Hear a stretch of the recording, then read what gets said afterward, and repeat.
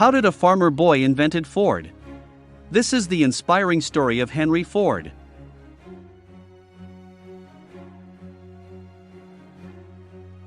Henry Ford, founder of Ford Motor Company, was born in Springwells Township, Wayne County, Michigan, on July 30, 1863, to Mary, Lydigot, and William Ford. He was the eldest of 6 children in a family of 4 boys and 2 girls.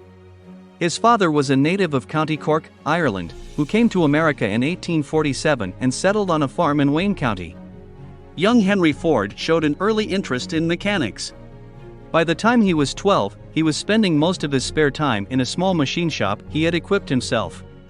There, at 15, he constructed his first steam engine.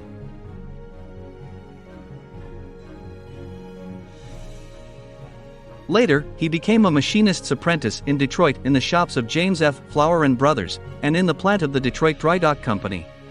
After completing his apprenticeship in 1882, he spent a year setting up and repairing Westinghouse steam engines in southern Michigan.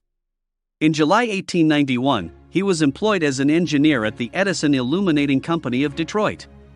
He became chief engineer on November 6, 1893. Thomas Edison would become a lifelong mentor and friend to Henry Ford. On April 11, 1888, Henry married Clara Jane Bryant of Greenfield, Michigan, the daughter of Martha, Bench, and Melvin Bryant, a Wayne County farmer. Clara lived to the age of 84 and died on September 29, 1950. They had one child, son Edsel Bryan Ford was born on November 6, 1893. Henry Ford's career as a builder of automobiles dated from the winter of 1893 when his interest in internal combustion engines led him to construct a small one-cylinder gasoline model. The first Ford engine sputtered its way to life on a wooden table in the kitchen of the Ford home at 58 Bagley Avenue in Detroit. A later version of that engine powered his first automobile, which was essentially a frame fitted with 4 bicycle wheels. This first Ford car, the quadricycle, was completed in June 1896.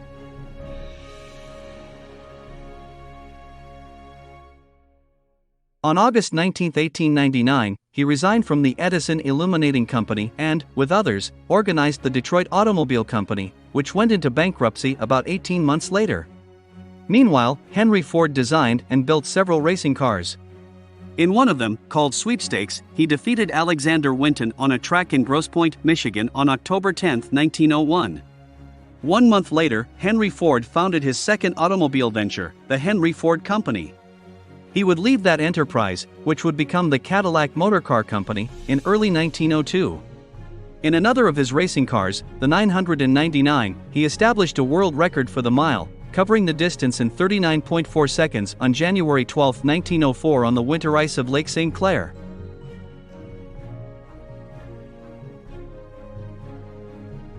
On June 16, 1903, Henry and 12 others invested $28,000 and created Ford Motor Company. The first car built by the company was sold July 15, 1903. A month after the Ford Motor Company was established, the first Ford car, the 2-cylinder, 8-horsepower Model A, was assembled at a plant on Mack Avenue in Detroit.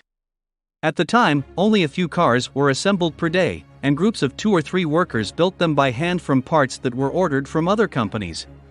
Ford was dedicated to the production of an efficient and reliable automobile that would be affordable for everyone. The result was the Model T, which made its debut in October 1908.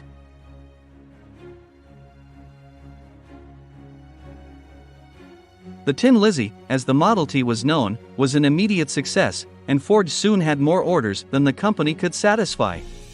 As a result, he put into practice techniques of mass production that would revolutionize American industry, including the use of large production plants, standardized, interchangeable parts, and the moving assembly line. Mass production significantly cut down on the time required to produce an automobile, which allowed costs to stay low. In 1914, Ford also increased the daily wage for an 8-hour day for his workers to $5, up from $2.34 for 9 hours, setting a standard for the industry. Even as production went up, demand for the Tin Lizzie remained high, and by 1918, half of all cars in America were Model Ts. In 1919, Ford named his son Edsel as president of Ford Motor Company, but he retained full control of the company's operations. After a court battle with his stockholders, led by brothers Horace and John Dodge, Henry Ford bought out all minority stockholders by 1920. In 1927, Ford moved production to a massive industrial complex he had built along the banks of the River Rouge in Dearborn, Michigan. The plant included a glass factory, steel mill, assembly line, and all other necessary components of automotive production. That same year, Ford ceased production of the Model T and introduced the new Model A, which featured better horsepower and brakes, among other improvements. By that time, the company had produced some 15 million Model Ts, and Ford Motor Company was the largest automotive manufacturer in the world. Ford opened plants and operations throughout the world.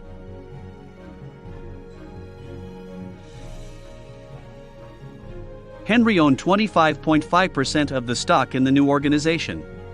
He became president and controlling owner in 1906. In 1919, Henry, Clara, and Edsel Ford acquired the interest of all minority stockholders for $105,820,894 and became the sole owners of the company. Edsel, who succeeded his father as president in 1919, occupied that position until his death in 1943, when Henry Ford returned to the post. In September 1945, when he resigned the presidency for a second time, Henry Ford recommended that his grandson, Henry Ford II, be elected to the position. The board of directors followed his recommendation.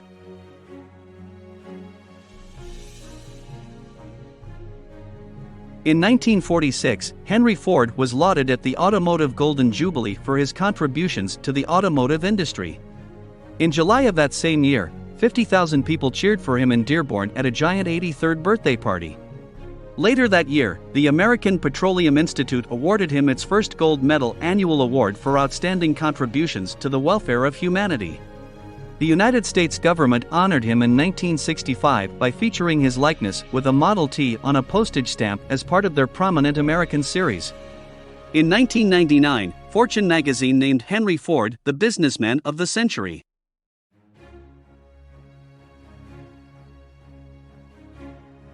Henry Ford died at his residence, Fair Lane Estate in Dearborn, at 11:40 p.m. on Monday, April 7, 1947, following a cerebral hemorrhage. He was 83 years old. At his bedside were Clara Ford and members of their household staff. At the time of his death, flooding on the Rouge River, which flows through the grounds of Fair Lane, had cut off electrical power.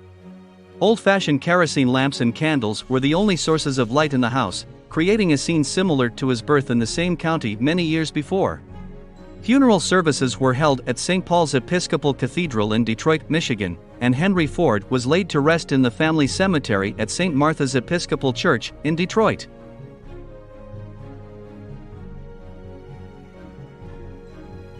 Henry Ford left a significant legacy after his death. He was a prolific inventor and was awarded 161 U.S. patents. As sole owner of the Ford Company, he became one of the richest and best-known people in the world. His introduction of the Model T automobile revolutionized transportation and American industry. The Model T forever changed American life, allowing ordinary people access to transportation previously available only to the rich. Within a remarkably short time, the automobile replaced the horse-drawn carriage, causing changes in agriculture, urbanization patterns, and transportation system priorities, displacing mass transit rail networks with privately owned cars operating on an extensive roadway system. This was the inspiring story of Henry Ford. I will see you at the next video with another story just like this. Until next time.